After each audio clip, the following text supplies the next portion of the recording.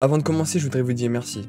Merci à vous pour les 500 abonnés, c'est vous qui faites avancer la chaîne et ça me fait extrêmement plaisir. La chaîne grandit jour après jour et c'est grâce à vous que cette aventure continue. Et si tu découvres la chaîne aujourd'hui, pense à t'abonner, à liker et à partager. Ce n'est pas pour flatter les chiffres, c'est pour qu'ensemble on puisse continuer de raconter le football comme il mérite de l'être. Maintenant, entrons dans le vrai.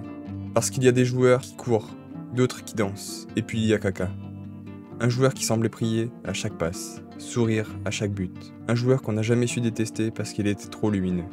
Un joueur qui ne jouait pas pour briller, mais pour élever ce sport, pour le rendre plus pur.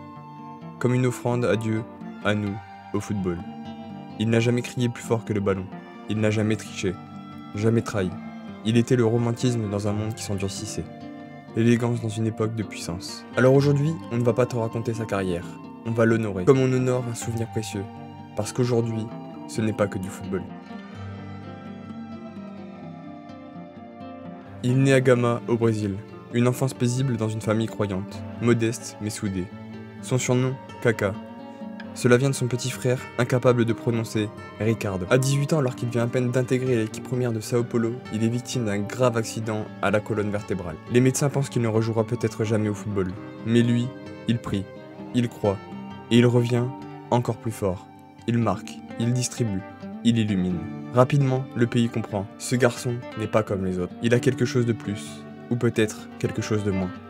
Moins d'arrogance, moins d'orgueil, moins de calcul. Il ne joue pas pour être vu, il joue pour donner, pour transmettre. Et à 21 ans, le football vient frapper à sa porte. Le Milan AC lui tend les bras, le reste est une histoire d'amour. Quand Kaka arrive à Milan, personne n'imagine l'ampleur du phénomène. Il est discret, souriant, silencieux, presque. Mais dès les premiers entraînements, tout le monde comprend. Ce garçon est un cadeau. Un contrôle, une accélération, une frappe pure, et surtout ce regard humble. Toujours tourné vers le collectif. Très vite il s'impose et pousse Rui Costa sur le banc. Il enchaîne les masterclass avec une élégance rare. Avec Pirlo, Seedorf, Shevchenko et Maldini, il incarne un Milan où le beau jeu rime avec efficacité. Et en 2007, il atteint le sommet. Il remporte la Ligue des Champions en patron. Meilleur buteur de la compétition, il humilie Manchester United en demi-finale avec une action qui restera gravée dans toutes les mémoires. Deux défenseurs qui se heurtent, et lui qui file vers le but, seul, comme porté par la foi. Il termine l'année avec le Ballon d'Or. Il est le dernier joueur à l'avoir remporté avant que Messi et Ronaldo n'en fassent leur propriété privée. Mais Kaka, lui, ne s'en vante pas. Il montre le trophée, puis lève les yeux au ciel, comme toujours, comme pour dire « ce n'est pas moi, c'est lui ».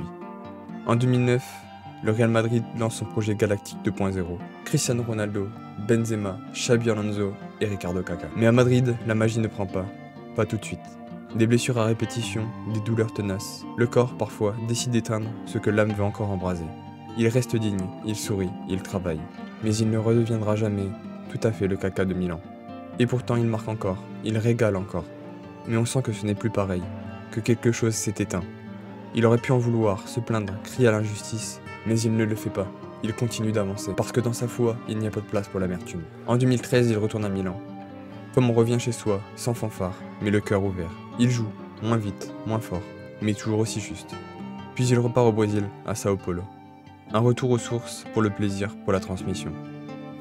Et enfin, il s'envole pour Orlando, en MLS. Loin de l'Europe, mais toujours aussi rayonnant. Là-bas, il devient un guide, un modèle, une étoile parmi les étoiles filantes. Il ne cherche plus la lumière, mais la lumière vient encore à lui. Avec le Brésil, il vit des hauts immenses et des creux douloureux.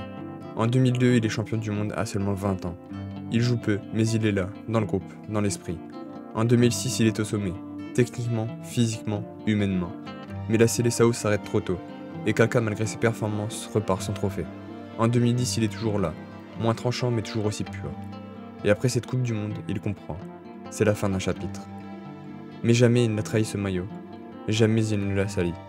Il l'a porté avec amour, avec foi, avec fierté. Kaka, ce n'est pas une carrière, c'est une respiration. Un souffle d'élégance dans un monde pressé. Un rappel que le football peut être beau, même sans être brutal. Il n'a jamais été le plus fort, mais il était peut-être le plus pur. Il a quitté les terrains en 2017 dans le calme. Pas de cérémonie géante, pas de déclaration tonitruante. Juste un sourire, un merci, et un dernier regard vers le ciel. Kaka n'a jamais changé le football. Il lui a rappelé ce qu'il pouvait être. Il nous a montré qu'un contrôle peut être une prière, qu'un sourire peut valoir un titre, qu'un homme peut rester bon même au sommet. Et nous, on l'a regardé partir avec le cœur serré, parce qu'on savait qu'un joueur comme lui, on n'en reverrait peut-être jamais. Alors oui, Kaka ne jouera plus, mais tant qu'on se souviendra de lui, il ne sera jamais vraiment parti. Si cette vidéo t'a touché et si tu penses que le football a besoin de plus de joueurs comme lui, n'hésite pas à t'abonner, à liker et à partager cette vidéo. Dis-moi aussi en commentaire quel est ton meilleur souvenir de la carrière de Kaka et que retiens-tu de lui. Merci encore pour les 500 abonnés, ce n'est que le début, et si tu es encore là, c'est parce que tu fais partie de cette histoire. Ce n'est pas pour les chiffres, c'est pour qu'on continue ensemble à faire vivre le football autrement. Merci d'avoir regardé la vidéo jusqu'au bout, et surtout n'oublie pas, ce n'est pas que du football.